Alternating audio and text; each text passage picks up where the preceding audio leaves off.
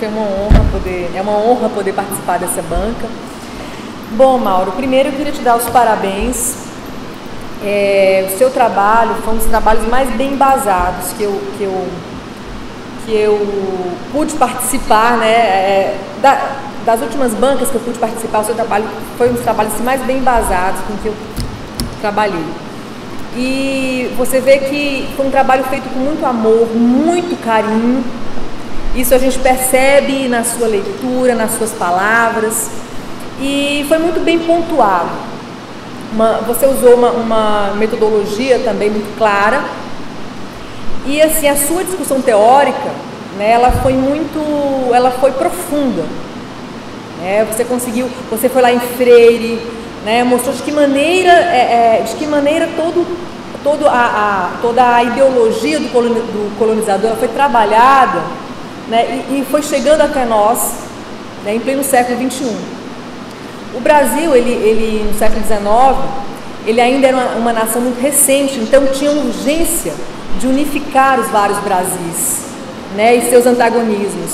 Então, você vê que muito antes do Freire, os nossos estudiosos e os nossos autores, eles começaram a se preocupar, né, como que eu vou representar os tipos brasileiros.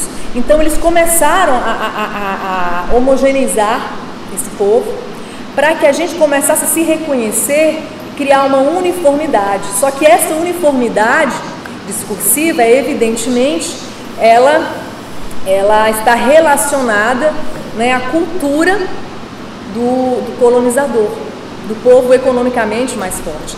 E dentro do sistema em que a gente vive, você vai perceber que sempre a impressão do povo economicamente mais forte é que fica. E aí a gente vai tentando, e aí as pessoas, para poder criar essa linha, para poder unificar essa linha imaginária que é uma nação, né, eles começam então a usar esse discurso e vão maquiando os outros, até que a gente cria um discurso só, um discurso uniforme. E você mostrou muito bem na sua discussão teórica como que isso foi trabalhado. Eu fiquei muito encantada com o seu texto, com o quanto a sua escrita cresceu, porque eu acompanhei. Verdade. Né? O quanto que a escrita dele foi assim desenvolvendo. E claro que para a gente julgar, muitas vezes a gente tem que usar o parâmetro, né? Verdade. Então, diante dos trabalhos que eu tenho acompanhado, eu vi um desenvolvimento muito grande no seu, uma profundidade, uma riqueza muito grande, e você levantou discussões extremamente pertinentes, desde a concessão, né, das TVs. Então, assim, foi um trabalho muito rico, me fez parar, pensar várias vezes e tal. Então, eu queria te dar parabéns, dizer que eu fiquei honrada, glória a Deus, né, com esse convite, e que eu espero que você, que a partir disso aí, você vai dando sequência na sua carreira acadêmica, porque eu te vejo não só como jornalista, como professor, tá? Um futuro pesquisador. Eu tenho certeza que você vai seguir esse caminho também. Tá? É um dom que você tem, o dom da palavra. É evidente. Queria só levantar algumas discussões, uma discussão só que eu fiquei pensando. Como eu te falei, a sua discussão teórica eu achei muito profunda, muito bacana. Quando chegou na análise do jornal, você também foi bem didático, né? Foi muito claro para a gente, mas eu só queria te pedir para você não desconsiderar a rotina de trabalho do jornalismo. Por quê? Aí entra a questão da acidez que o Van falou. Eu vi que como você, né, a questão do racismo, uma vez eu vi uma ativista falou assim, que só quem sente é que sabe. Acho que nunca uma pessoa da pele clara, ela vai conseguir falar e exprimir e vai ter a sensibilidade suficiente para poder falar sobre o tema. E eu percebo que quando você escreve aqui, tem um Mauro pesquisador, mas tem um Mauro ser humano aqui. Então, às vezes, ao mesmo tempo que eu acho, enquanto eu brigo com os alunos para eles se posicionarem nos trabalhos deles, no seu caso você se posiciona e não tem medo de se posicionar. Só que às vezes toma um pouquinho de cuidado para manter o Mauro, jornalista e pesquisador. É a maior luta que o Van teve. Em algumas análises só. Tá? Então, tipo assim, quando você for analisar, não desconsidere nunca a rotina de trabalho louca do jornalismo. Por que eu estou te falando isso? Você deu um exemplo lá na página 44 da Hortência e da Marta, né? E você deu a entender assim que no caso eles deixaram só a fala da Hortência porque a Marta é negra. Naquele caso ali especificamente me pareceu muito mais porque para o senso comum a Hortência, a gente pode até não achar, né? Tem uns que falam que é até a Paula, mas enfim, para o senso comum a Hortência ela é a rainha do basquete, assim como o Pelé é o rei do futebol. Então eu imagino que se fosse o Pelé e um outro jogador, mesmo que fosse branco ou qual seja a cor, eu acredito que como editor, a gente trabalha com um tempinho curtinho, 1 minuto e alguma coisa para uma matéria, o editor vai cortar a fala daquele que não é o rei. Ele vai ter que priorizar, ou ele fica com o rei ou ele fica com o craque. Então a gente às vezes joga o rei. Coloca o rei justamente porque tem que escolher. Concordo. As escolhas editoriais nem sempre... de noticiabilidade, né? Na escolha da pauta. Às vezes, por exemplo, quer ver outra coisa? Um produtor, às vezes a gente são várias matérias por dia e a gente está desesperado para poder... Eu fui produtora durante um tempo, você também teve a experiência lá no Aguiar. E você vai perceber que você vai voltar para as redações, então você vai perceber isso ainda mais forte. Você vai ver que às vezes você tem que matar vários leões por dia, ou seja, arranjar vários personagens e você está no desespero. Então, o que acontece? Infelizmente, você às vezes não consegue nem pensar, tipo assim, você nem consegue pensar na representatividade do negro. O que você pensa é o seguinte: aquele personagem encaixa na minha matéria? Encaixa, peguei aquele personagem. Nisso aí a gente vai muitas vezes repetindo a ideologia do colonizador de forma inconsciente, só que nem sempre, assim, pela rotina do trabalho também tem esse lado, né? Então, tente considerar também essa rotina de trabalho, que ela às vezes, por exemplo, como infelizmente o jornal acaba também que ele mostra parte da nossa realidade. Então, assim, você está lá numa fila de hospital e, infelizmente, por a gente viver em uma sociedade extremamente injusta, e como você mesmo falou, há uma assimetria muito grande social entre o negro e o branco, acaba que muitas vezes você vai numa fila do hospital e você vê às vezes mais negro que branco, a depender do lugar que você está também. Você vai para o sul, você vai encontrar talvez mais brancos, mas de forma geral, aí o cara vai lá, desesperadamente pega vários negros, joga na edição. Então, às vezes, é um retrato, muitas vezes, o Jornal Nacional, às vezes, é um retrato dessa realidade injusta que a gente vive. Mas nem sempre é porque talvez existe, de forma consciente, como a própria Miriam Leitão falou lá, você explicou bem, verdade. É muito mais uma repetição da ideologia do colonizador e muito também um retrato enquadrado, às vezes manipulado, envernizado, também da realidade.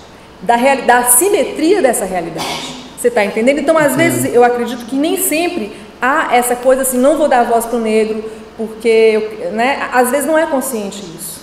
E essa rotina de trabalho que a gente vive, ela também deve ser repensada, porque ela sem dúvida, como você mesmo mostrou aqui no seu trabalho, ela ajuda a aumentar esse estereótipo, mas ao mesmo tempo também ela reflete essa assimetria.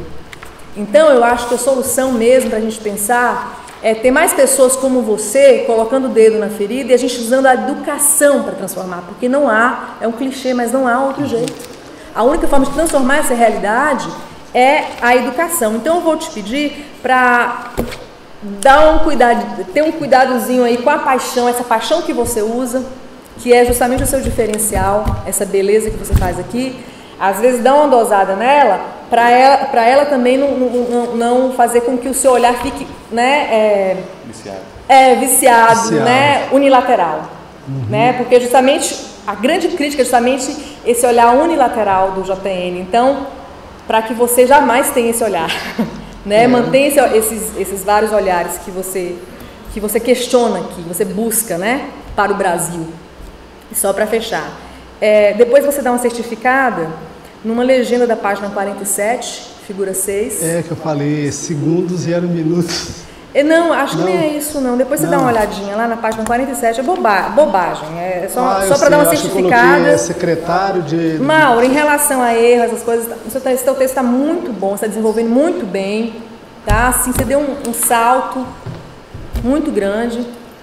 Eu estou encantada com o seu trabalho, só para fechar aqui.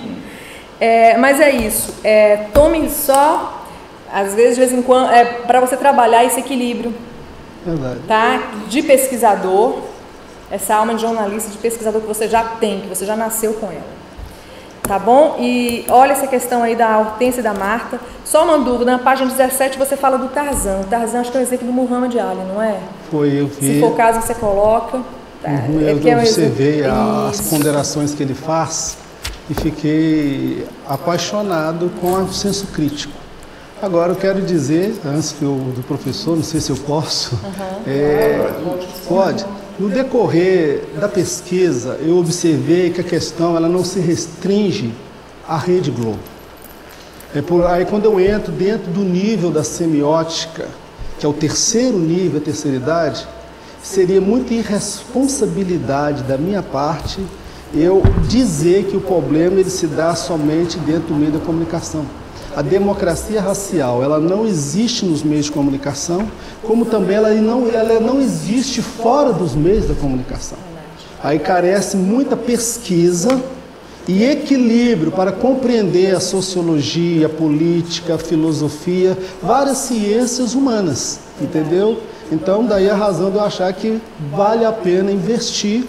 E eu disse para o Van que eu não fiz esse trabalho como quem está levantando uma bandeira do movimento.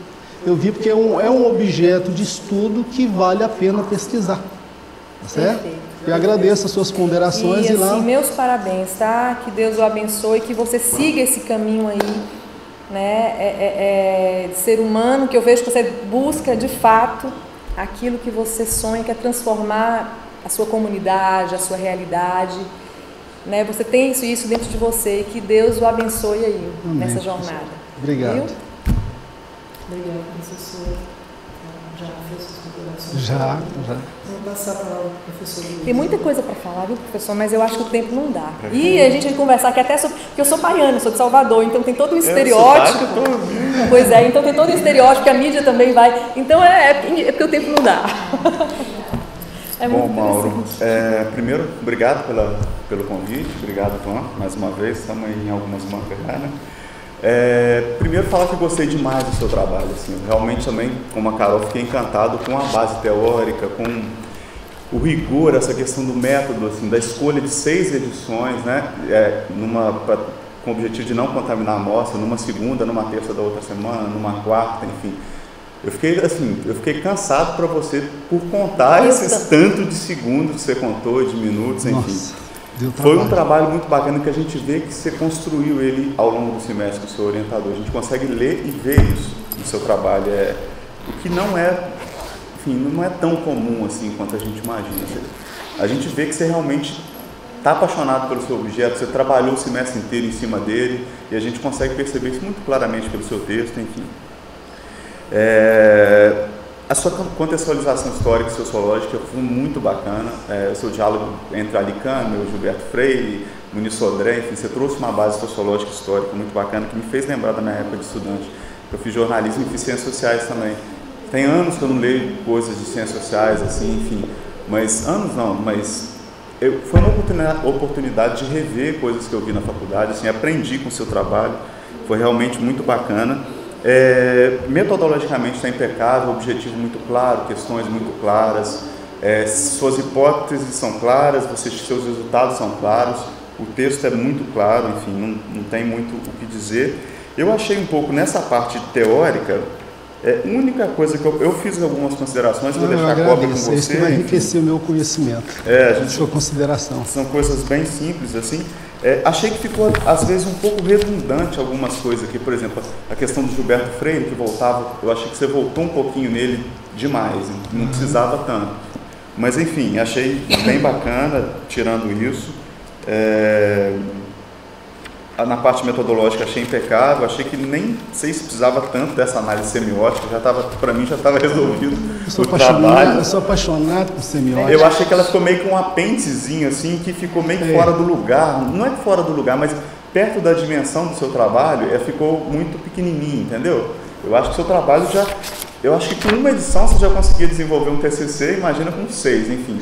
É uma questão só para dizer, fiquei assim, a gente realmente fica chocado com as representações do negro na televisão, assim, aquele negro com a barriga enorme. Eu fiquei... Assim, a gente naturaliza muito a televisão, realmente vê com um olhar meio que viciado, e quando a gente lê um trabalho desse, a gente fica meio chocado, assim, realmente, tanto com a parte sociológica, histórica, quanto com a representação do negro, a questão do negro no carro, fazendo aquela mudança meio que, né, parece que uma mudança improvisada, enfim, é tudo muito... Os números de tempo de fala também são muito chocantes, assim, você vê que a gente tem poucos grandes repórteres negros, do Cinema Novaes e Leite Silva, que aparecem mais, o Heraldo Pereira, enfim, realmente é um objeto de estudo muito válido, assim, muito útil, assim, foi um trabalho que tem uma importância cultural, enfim, e útil. Eu vi utilidade no seu trabalho, nem sempre a comunicação está tão preocupada com isso, tem a questão estética, que a comunicação olha muito, e outras áreas, mas o seu trabalho tem um aspecto prático e sério e útil muito bacana. Eu acho que em linhas gerais é isso, gostei demais, assim, aprendi com o seu trabalho, parabéns pelo fôlego, pela dedicação mesmo, por contar esses segundos todos, número de personagens negros, número de entrevistados negros, número de personagens brancos, fontes brancas geralmente oficiais, o negro ocupando um lugar muito pequeno na sociedade, em posições de comando, mais como objeto de fala mesmo do sujeito repórter, enfim, um trabalho bastante próximo do impecável, assim, muito bom, parabéns. Glória a Deus. Tem alguma consideração? Dizer como as colocações que vocês fazem me ajudam muito, porque o que eu sei é onde eu consegui alcançar, as considerações que vocês fazem é aquilo que eu ainda não consegui alcançar.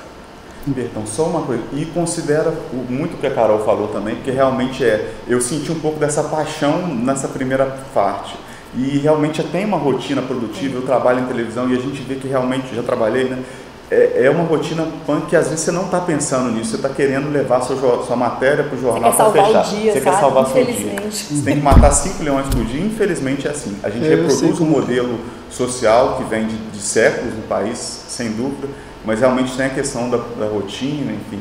Mas tirando isso, está, enfim, muito bom. Parabéns, excelente, na verdade. Pode ser um trabalho, inclusive, lá na frente, você começa a questionar essa rotina de trabalho do próprio jornal, né, dessa rotina aí de produção e de que maneira isso vai reproduzindo essas ideologias, né? Verdade.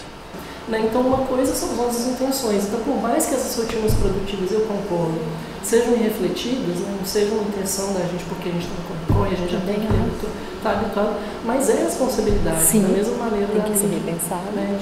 E uma coisa que eu venho falando com ele também sempre, a partir principalmente das discussões da professora Vera França, naquele seminário que a gente teve, durante esse semestre, que a gente discutiu em coisa da professora, que a mídia não está apartada da vida social, né? E mal está na conclusão dele, de que não é só ali que não existe democracia racial, em todos os ambientes.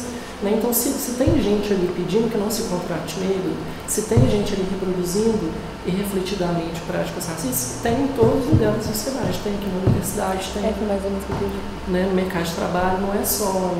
E é uma coisa muito importante dentro do trabalho do Mauro, que eu considero essa questão da representatividade. Ele fala um trecho aqui do texto dele, que eu vou ler, que é curtinho, que até me emocionou da primeira vez que eu li, que ele fala assim: o preconceito é tão grande e velado que às vezes passa despercebido. Se um aluno negro decide fazer um artigo sobre o racismo no Brasil, o professor logo levanta a questão de ele não poder falar a partir da sua realidade de vida, que o fato de ser negro poderá influenciar a forma como a banca, que na sua maioria também é composta de pessoas brancas, o avaliará. Percebe-se que o branco pode escrever sobre o branco e sobre o negro. Dificilmente será criticado por assim fazer, mas quando se muda a ordem das coisas, o posicionamento e as críticas são bem diferentes. Isso é algo que o Mauro vivenciou, né, durante a trajetória dele. Então, eu penso assim, o tanto que é complicado, né, e precisa, as pessoas que são afetadas precisam ter voz para poder falar. Né, não são as maiorias que têm que continuar falando pelos ignorantes, né, não são os lugares privilegiados que têm que continuar falando pelos lugares não privilegiados. Eu vejo assim, que dentro da academia, se você está predisposto a acreditar em um fenômeno, em uma verdade, ou tido como verdade, é uma predisposição. Você vai encontrar amparos e autores que vão fundamentar o que você pensa. Daí, para me concluir, a minha palavra final seria a metáfora do paciente. Que vocês identificar um problema não é a mesma coisa que sentir na pele, porque eu já senti, porque sou negro. Exatamente. A primeira vez que eu levantei esse questionamento aqui na Univale para fazer, professor, respeito, ele tinha cabelo loiro, olhos azuis, e me questionou dizendo que era muito previsível. Eu falei com ele, o seu discurso já é racista. O seu discurso. Por que que eu, enquanto negro, que estou inserido dentro de uma academia, a partir de método e pesquisa de autores, que eu tive a oportunidade de ter contato com eles. Meus autores, 3 deles, Mário Maestre, que é historiador, Diogo, Rosália Diogo, de Belo Horizonte, e o Muniz Sodré, tive contato com eles. E dentre esses, o Maestri, ele não é negro. Então, que você pode identificar uma doença, mas sentir na pele, médico nenhum consegue sentir a dor do paciente. E é muito interessante quando não fica somente a minha opinião. Eu dou voz a Licamel, eu dou voz ao parecer da Miriam Leitão, dou voz ao parecer do Paulo Henrique Amorim, há vários discursos falando o mesmo fenômeno sobre ponto de vista diferente. Então, quando eu olho para a semiótica, eu vejo, por exemplo, a semiose. Um único objeto, ele tem a capacidade de trazer consigo inúmeras interpretações. E cada interpretação dessa vai partir do seu ponto de vista, como você foi criado, a sua formação. Aí nós vamos entrar dentro de análise de discurso, onde eu questiono, por exemplo, a obra de Paulo Freire, porque vários historiadores questionam a historicidade. Gilberto Freire questiona a historicidade, que ela é muito aceita como literária, entendeu? Porém, ele é um grande ensaísta, né? Ele como ensaísta, ele é muito interessante. Só que quando ele aborda a questão racial, é a mentalidade integralista dele, total. É a necessidade de unir os Brasis, né? Enfim. Eu agradeço vocês, gente. Olha, de coração. Ter apresentado aqui, não no Labicon, em nada diminuiu a minha alegria de ter vocês. Chegou meu irmão, que ele é negro, foi o primeiro dos filhos da minha mãe a fazer faculdade. E a outra minha irmã está fazendo curso de Direito. Nós só estamos conseguindo realizar este sonho depois dos 40, quase perto dos 50 anos, que eu estou com 46. Trouxe os meus 2 filhos, porque eu quero que eles se lembrem desse dia. Que nós precisamos investir na educação. Pessoas esclarecidas podem mudar esta nação. Pessoas envolvidas, entendendo seu compromisso social. Ganhar dinheiro é bom, mas poder tocar a vida das pessoas e mudar a realidade, e saber que a vida dela foi mudada a partir da sua vida, isso dá sentido à nossa existência. Eu louvo a Deus pela sua vida, você sabe disso, o quanto você me abençoou. Você te conhece tão pouco, Felipe, mas a impressão que eu tenho é que eu te conheço de muito tempo.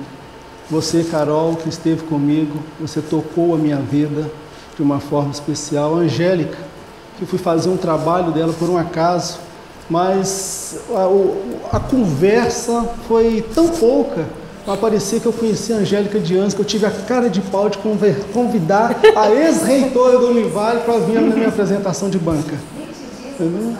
20 dias. Então, para mim, eu agradeço. Deus abençoe todos vocês. Então, vamos pedir agora para o Mauro, para os convidados aguardarem um pouquinho lá fora, para a gente debater aqui qual vai ser a situação da informação dele e nota pedida para cá. Então, Mauro, a banca se reuniu para avaliar o seu trabalho e considerou 5 critérios: a adequação do seu trabalho à proposta que você tinha, a utilização de norma padrão técnica adequada, o referencial teórico utilizado, a apresentação e defesa do seu trabalho e a relevância acadêmica do seu trabalho. Eu fui responsável por 50% da nota e cada um dos professores convidados por 25% da nota. Nós deliberamos para tentar chegar a um acordo a respeito de uma nota que seria mais adequada para o seu trabalho. E nós decidimos pela sua aprovação com louvor a nota 5. Glória a Deus.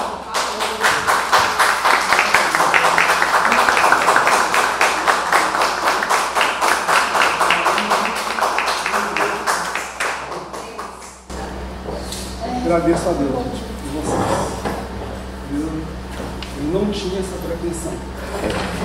Eu vim aqui esperando talvez 80, 90, a curiosidade de vocês. A aprovação para ficar complicada com a sua edição final.